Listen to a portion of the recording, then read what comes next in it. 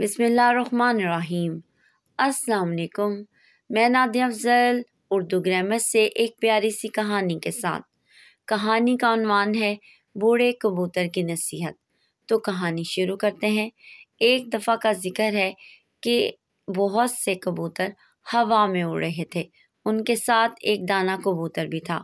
وہ سب بہت بھوکے تھے اور جلد دانا حاصل کر کے گھر کو لوٹنا چاہتے تھے۔ اچانک انہیں باغ میں بہت سا دانا نظر آیا۔ بوڑھے کبوتر نے انہیں نصیحت کی کہ نیچے مت اترو، مگر انہوں نے اس کی بات نہ مانی۔ وہ چاہتے تھے وہ جلد کھائیں اور جلد گھر کو جائیں۔ دانا چگتے چگتے اچانک انہیں محسوس ہوا کہ ان کے اوپر کسی نے جال پھینک دیا ہے۔ وہ سب جال میں پھنس گئے۔ بوڑھے کبوتر نے ان سے کہا کہ میں نے تم سب کو منع کیا تھا، لیکن تم لوگوں نے میری کوئی بات نہیں مانی۔ اب میرے پاس ایک ترکیب ہے، اور وہ ترکیب یہ ہے کہ سب جال کو زور لگاؤ اور اڑنا شروع ہو جاؤ، اور پھر آہستہ آہستہ جال کو کاٹنا شروع کر دیں گے۔ سب نے بوڑھے کبوتر کی بات مانی اور جال کے ساتھ اڑنا شروع کر دیا۔ وہ سب زور زور سے اڑنے لگے۔ شکاری ان کو دیکھ کر پریشان ہو گیا۔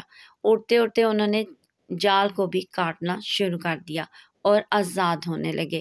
پھر انہوں نے بوڑھے کبوتر کی طرف دیکھا اور کہا کہ ہم سب نے بہت بڑی غلطی کی اور جلد بازی کی، آپ ہمیں معاف کر دیں، ہم میں اتنی عقل نہیں ہے۔